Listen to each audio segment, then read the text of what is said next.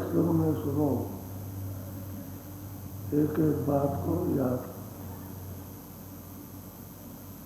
करते रहना चाहिए। उससे ये होगा कि आपके साधन में भी मदद, बाहर आपके कामकाज में भी मदद, सब में मदद मिलती है। और ये सब कामों से लग कर के एक तरफा होगा और वचन भूलते रहोगे तो फिर झंझट घर गृहस्थी का इसका बहुत मकड़ी के जाले की तरह से जब इसमें फंस जाता है तो निकल ताकि अपना भजन, अपना ध्यान और स्मरण न छूटे। इसलिए सत्संग होता है कि भजन, स्मरण और ध्यान में चौकसी रखो कि हमारा छूट तो नहीं रहा, और उसको रोज लगन के साथ, प्रेम के साथ, जैसे मोह ममता में मनुष्य धन दौलत कमाता है कि ज़्यादा राज पैदा होगा तो ज़्यादा मिलेगा, ज़्यादा व्यापार होगा तो ज़्यादा मिलेगा, ज़्यादा ये काम करेगा। ऐसे ही भजन जाप सुमरन में कि ज़्यादा मिला, ज़्यादा होना चाहिए। तो वचन याद रखोगे तो इसमें भी लगी रहती है डोरी, तो काम होता रहता है। और वचनों को भूलते हैं तो फिर बस संसार के ये सब जो आफत है उसमें फंस जाओ, तो फिर रास्ता नहीं सूझता है। इसीलिए सत्संग होता है कि सत्संग से हमेशा जागता रहेगा और सत्संग में निरंतर करता रहेगा कि हम उठ रहे कि गिर रहे, नहीं तो फंस जाएगा, उसमें फिर निकल नहीं पाता। अब बहुत से लोग सत्संग से वंचित हो जाते हैं और सालों उनको होश नहीं आता। उनसे पूछा जाए तुम भजन जाप कुछ किया कह रहे हैं कि हो गए, सालों हो गए, जैसे तो नहीं कर पाए, अब इतना समय नहीं कर गया, रोज करते हैं। बोलो दिल भीतर दिल जोड़े, कमल में आसन डालिए। अब महापुरुष कहते हैं कि तिल भीतर, आंखें बंद करने पर तिल काला, काले में काला दिखाई देता है, उसमें मन को जोड़ो, आंख बंद करो, बंद करते ही और जैसे ही आंख ने सामने देखा तिल आ जाएगा।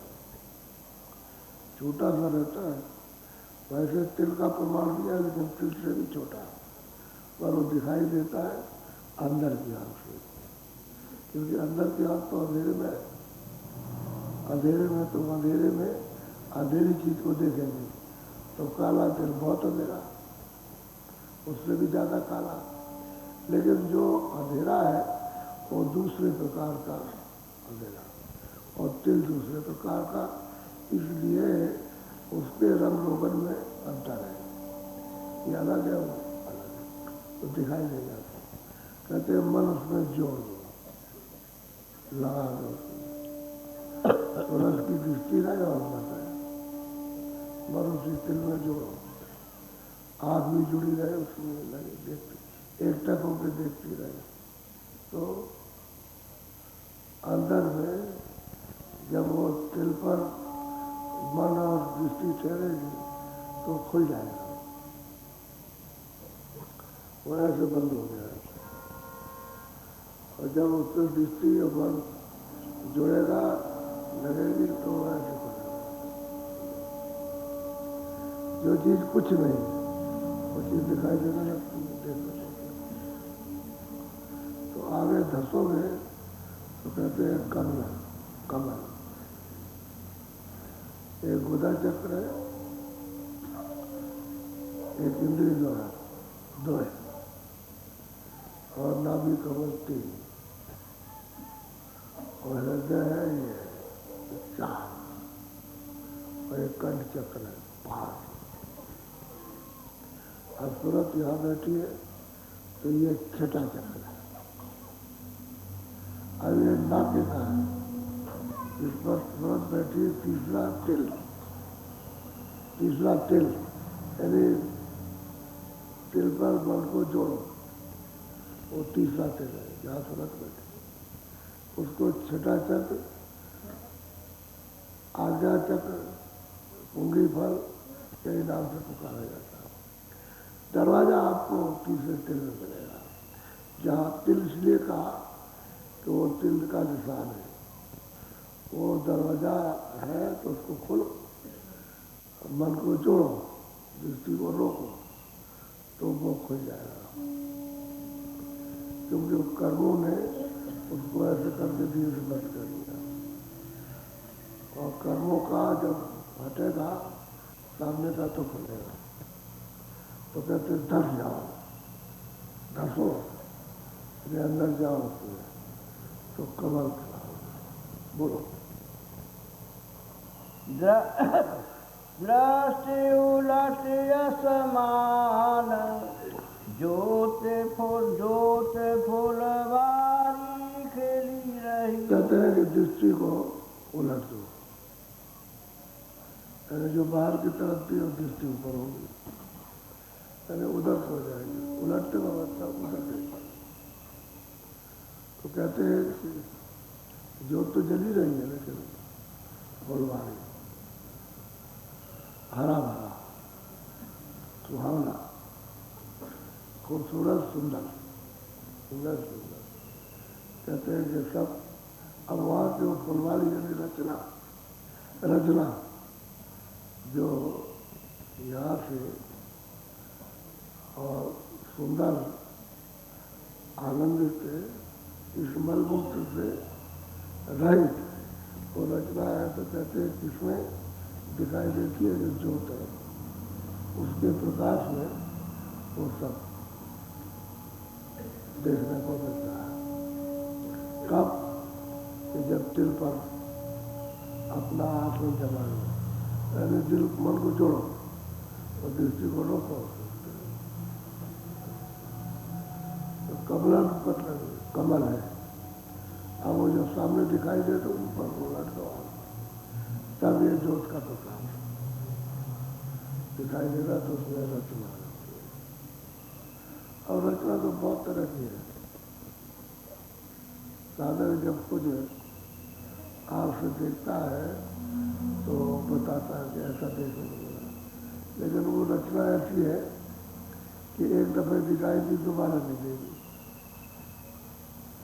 इसलिए नहीं देगी कि दृष्टि वहाँ जाएगी नहीं तो वो नहीं दिखाएगी और दिखने लगेगी।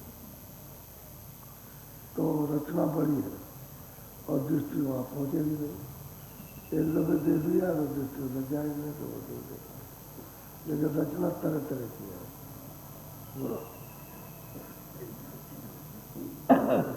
बाजे सदयनादि घट मंगल भरी। कहते भाई बाजे अनहद यानी घाट तो बज रहे, जहाँ सुना दोनों आंखों के मध्य में बैठी है ऊपर। तो कहते हैं कि जब तिल खुल जाएगा, कमल खुलेगा, ज्योत का प्रकाश उसमें ये सब दिखाई देगा, तो कहते हैं अनादि बाजे बज रहे, ऊपर से बाजे बज रहे। उसी को अनहद शब्द कहते हैं। अनहद बाजे कहते हैं मंगलमय बाजे। और चाली के बाजे बच्चे बहुत अर्थ होता है। उन बाजों के सुनने से बहुत शरीर जो है बिल्कुल प्रफुल्लित, यानी बिल्कुल हल्का, जैसे रुई होती है ऐसे हल्का शरीर हो जाता है उनके सुनने से। तो कहते हैं कि तुम उसमें अपना मतलब ये कि मन और सूरत उसमें जोड़ दो तो मन को अपनी खुराक मिलेगी आनंद की, क्योंकि आनंद ये चाहता है और सूरत को अपना मिलेगा। सूरत भी अपना आनंद चाहती है, मन अपना चाहता है। अपना अपना आनंद मिलेगा, तो मन उसमें रमेगा और सूरत अपने आनंद में रमेगा। तो इसको जो जब उसका तत्व मन जिस चेतन तत्व से निकला, उसी में जब जाके मिल जाए चुप हो जाएगा, तो बाहर तो कुछ नहीं करता है, तो उसको चीज मिल गई, भंडार मिल गया। जब आनंद का सुख कहा, जब मन को भंडार मिल गया तो फिर कुछ नहीं। तो सूरत फिर अपने आनंद को चाहती है, वहां ले जाएगी, मन को छोड़ देगी, मन रह जाएगा। बोलो। सूरत शिखर चढ़ गई, बांक में छिन छिन जोत को तो देखा ही उसने, और उसको भी फाड़ कर उसने आगे ढक गई। यानी सैदल कमल से जोत जो है वो सैदल कमल से जलाई, और उसी के 3 लोगों की फुलवाड़ी भात भात की लगी रचना माता बहुत। यानी वहाँ ऐसे बड़े बड़े फूल खिले हैं, लेकिन कोई आगे पीछे पकड़ी नहीं है। दूरबीन लगाओ तो जरा सा भी उसका रेशा इधर उधर नहीं, लेकिन वो ये फूल नहीं है। मालूम होता है कि फूल खिले, ऐसा पता चलता है। और उस रचना में मालूम होता है बाग है, बगीचे है, ये सब पहाड़ है, नदी है, नाले है, ये बहुत बह रहे हैं, बहुत आसमान है, सूरज है, चांद है, बहुत खिले हुए। तो कहते हैं कि तरह तरह की रचना उन लोगों में दिखाई देती है, और ऊपर जोत जल रही, नीचे उसकी सब रचना है। तो कहते हैं कि उसको जोत को फाड़ो, यानी खोलो और अंदर धर जाओ, तब रास्ता मिलेगा ऊपर जाने का। 3 लोग के पर जाने का रास्ता मिलेगा।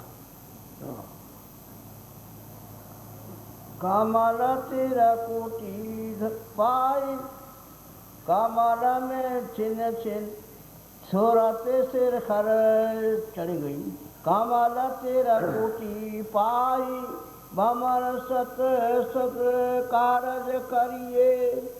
कहते हैं कि भाई जब वो कमल तिरकुटी में कमल है, क्यों कमल 4 दल का कमल है, वहाँ कहते हैं उसको प्राप्त करो, बस एकदम से उलट जाएगी। अब वो ऊपर की तरफ उलट गई तो वहाँ पर गुरु पर है उसका साक्षात्कार, उसका अनोखा अनुभव और सुंदर रूप है जो कहने में नहीं आता। ये तो रूप इशारा करने में आ जाएगा, ब्रह्म का भी इशारे में आता है और ईश्वर का भी आता है, लेकिन गुरु का जो गुरुपद है उसका रूप इशारे में नहीं आता, मतलब अरूप है, रूप नहीं है, अरूप जो कहने लगा है। वैसे वहाँ सूरज जाती है उसको देखती है, उसको कहते हैं कि जब इसको इस कमल को पालोगे, उलट जाओगे, तब उधर से आवाज भी आएगी और वो मत करेगी, सूरज चढ़ेगी उस तरफ जाएगी, चढ़ना है। और बीच में तो लीला तमाशा बहुत है, साधक को अगर वो कहे तो कह नहीं सकता है, इतना हो रहा, लेकिन वो निशान बताता कि भाई आगे चलना, भाई आगे चलना, देख लेगा। लेकिन अब ये कितनी किताबें जाएगा, किताब कितना लिखेगा, वो किताब में भी नहीं लिख सकता, इतना वहाँ का हाल है उस रचना का। तो अब उसको सबको छोड़ देता है सारा, फिर भी गुरु छुड़ा देते हैं कि भाई उसको क्या करेंगे, तुम्हारे काम की चीज़ तो है नहीं, आगे चलो, अपना रास्ता नापो, रास्ता नापो यानी रास्ता तय करो। तो जो निशान बताए आगे जाने के उस पर चलो, और बाकी रचना में क्या जाओ, रचना तो बहुत बड़ी है, तो आगे फिर चलता है। अब उस त्रिकुटी में पहुँचा और उस कमल कहा जो ब्रह्म विराजमान उसका दर्शन होगा। जब दर्शन हो जाएगा और जब वो रास्ता दे देंगे तो फट से गुणातीत हो जाएगा, गुणों से निकल जाएगा। वो सबसे निकल गया। न कारण शरीरा, न सूचम, न लिंग, न स्थूल, और न रजोगुण, न तमोगुण, न सतोगुण, सब गुणों से परे। अब सूरज उधर निकल गई, नहीं तो पर्दे में रहेगी तो उसको हर चीज का बोध, सब बोध खत्म हो गया। अब जब उधर हो गई गुटपत अस्तर दर्शन किए और उधर आवाज जब उसकी सुनी तो वह शब्द रूप हो जाती है। वो अपने में सबको भोजन देती है, सबको खुराक दे देती है, लेकिन पहले खुराक लेती थी, अब खुराक दे रही, अब दूसरे को आनंदित कर रही। पहले अपना आनंद लेती थी, अब दूसरों कर रही है। तो शब्द रूप है। शब्द का गुलशन, यानी शब्द की रचना तो त्रिकुटी के ऊपर ही जानी जाती है, नहीं तो वैसे नीचे शब्द होती है। अब एक मिसाल बता, बहुत मिसाल छूट गए, रास्ते के बहुत मिसाल छूट गए, तो एक ही दफे सब थोड़ी कह डालेंगे, कुछ तो बताएंगे, कुछ आगे बताएंगे, कुछ ऐसे बीच के सब छोड़ देंगे, तो बहुत मिसाल छूट जाते हैं। और साधक जब साधना करता है तो जो पाएगा वो जो बताएगा, तब उसका पक्का माना जाता है कि हाँ तुम चल रहे। और ये तो उन्होंने बता दिया और वो उसने कह दिया तो वो नहीं, वो वहाँ चलेगा नहीं, चलता झूठ नहीं चल सकता, झूठ बोले तो वो नहीं चलेगा। वो तो देखा देखी की बात है ना सामने, तो झूठ कैसे बोले? किसी कहेगा ये दरवाजा है, जो देख रहा है कि दरवाजा है, उसने नहीं देखा, अच्छा दरवाजे पर क्या है तुम्हें बता सकता, वो झूठ हो गया। और जो देखेगा जो दरवाजा वही बताएगा। तो उधर में तो बीच में बात पर छोड़ देते, बहुत छोड़ दिया और सीधे ले जाते कि चले जाओ, तुमको क्या करना जब वहाँ भी जाना है, इसमें क्या पता रास्ता है, और तुम क्या जाओ। बोलो। रंकार धुन सोनी काल दल मारी भाई जब रंकार धुन, जब किरली सारंगी सुनने को मिलती थोड़ा तो उसमें प्रवेश हो जाती है, तो फिर काल के बल को सबको कर्म काल प्राप्त हो सबको दफन कर दिया। अब ये उनका बल अभी फिर नहीं, क्योंकि सूरज निकल गई, अब घेरे में नहीं आ सकते। इसलिए तो जो संत महात्मा और साधक आते हैं वो सीधा सीधा कहते हैं कि भाई इससे निकल चलो, और फिर उसके बाद ये कुछ नहीं कर सकते। और पर्दों में रहोगे चारों शरीरों में तो इनका जोर है, जब चाहेंगे जब ले आएंगे। अब उनका कोई जोर नहीं, पर्दा से निकल तुरंत निकल गई और शब्द रूप हो गई और 10वें द्वार में पहुंची और वहाँ पिया पट का दर्शन हुआ, इनके जाल से निकल गए। कितनी दूर दराज, यानी मतलब पुल पार होने का स्थान है, और जब तक वो पार न कर सकता तब तक छूट नहीं सकता। इन कर्मों के मतलब ये कर्जे से नहीं छूटेगा, वो इसमें भी देगा, लिंग में जाओगे तो वहाँ भी वापस लौट के देगा, और सूत्र में जाओगे फिर और कारण में जाओगे तो वापस आकर देगा, कर्जा देगा। कितना भी पुण्य कर लो ऊंचा से ऊंचा, लेकिन वो देना है। और जब पारे परे चले गए तो कैसे?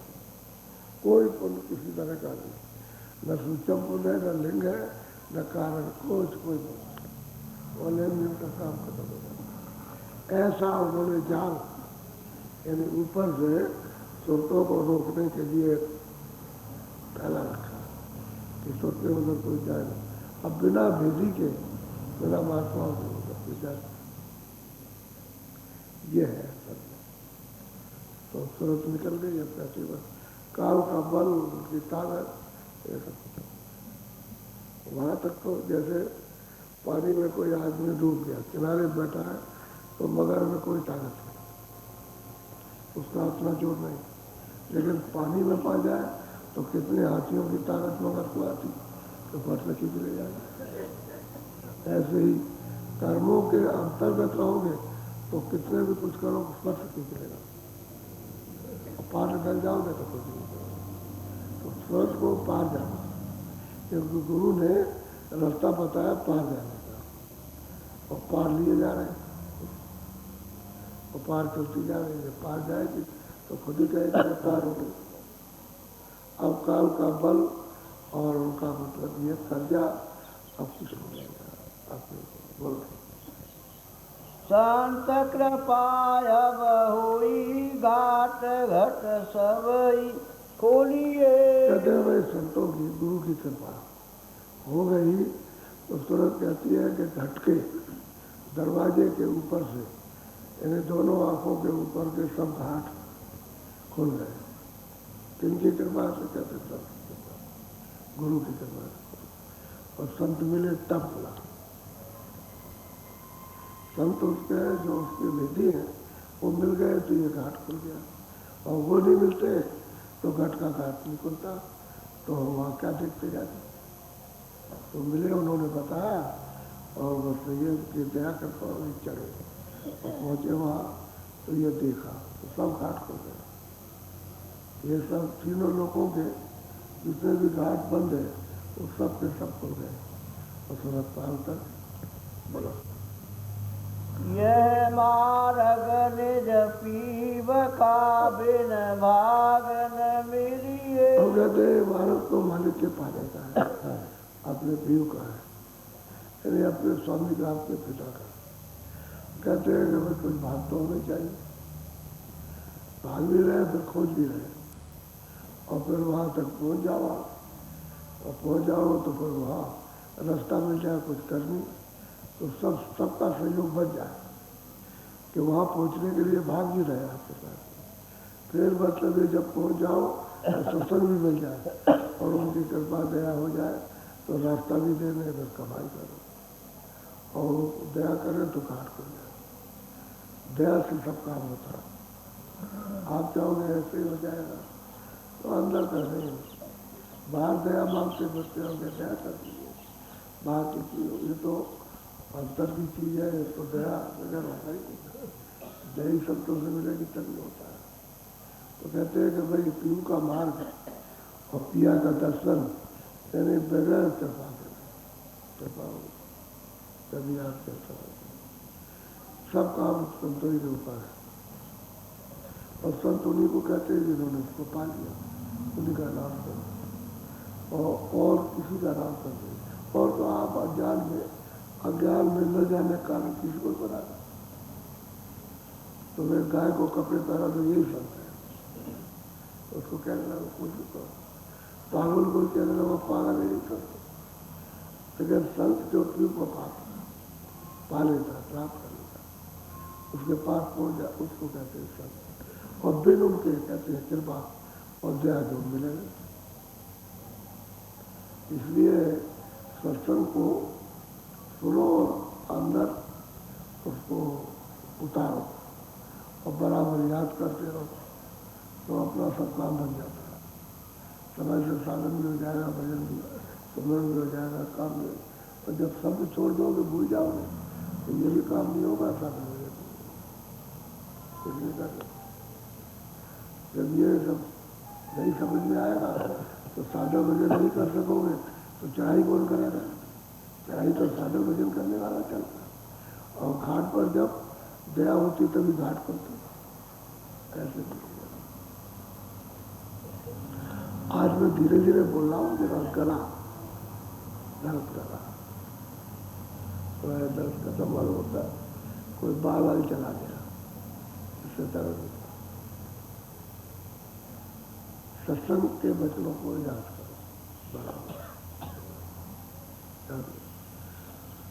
बोलो जय गुरुदेव। देखो जय गुरुदेव किसी आदमी का या किसी पेड़ पालों का या ईश्वर का या ब्रह्म का पारब्रह्म का नाम, ये उसी शिव का है जो सच्चा मालिक, जो सबका पिता होता है। अगर किसी नाम से पुकारो, वो तो प्रेमी की भाव होती है, किसी नाम से पुकारो। उसका जब बेनाम है, कोई भी नाम आप पुकार लीजिए, और बेनाम हमेशा रहेगा। उसका कोई नाम नहीं, ना उसका कोई धाम, और धाम भी है उसका नाम भी, और उसका रूप भी है, लेकिन अभी तो ये उसी का नाम है। किसी आदमी का नाम या मेरा और तेरा नाम नहीं है, उस मालिक का नाम उसका है। उसको प्रभु कहो, उसको मतलब स्वामी कहो, मालिक कहो, तो उनके जो जाओ तो क्या डालो उसको, और वो सब उससे प्यार है। जो उसके लिए जो भी आप उच्चारण करोगे सब प्यार है। और वे नाम पहले ही अपने आगे भी रहेगा। तो कोई कुछ कहता है, कोई कुछ कहता है, अन्ना समझ से कहने लगते, कहते कोई आदमी का नाम होगा, जब शब्द की धार पकड़ के जब चढ़ोगे तभी तो मिलेगा। तो शब्द उस शब्द के साथ सूरज चढ़ेगी। और कहते हैं भाई कोई आदमी का शरीर तो चढ़ता नहीं है, वो तो चेतन सूरज है, चेतन शब्द है, उसी की डोरी पर चढ़ते शब्द है, वो चढ़ के जाते। तो कोई शरीर थोड़ी जाता, शरीर का तो नाम रखा बाहर से आपने, क्योंकि रूप जब दिखाई दिया तो नाम पड़ गया, और रूप नहीं होता तो कोई नाम, इसलिए ये उसका नाम है। तो उसमें प्यार होना चाहिए अपना, बोलने में भी, याद करने में प्यार। और कहते वो मिलता है ऊपर, जब ऊपर चढ़ के चढ़ाई मिलेगा, दर्शन हो गए उसके। बोलो जय गुरुदेव। अच्छा आप बैठ जाओ भजन पर।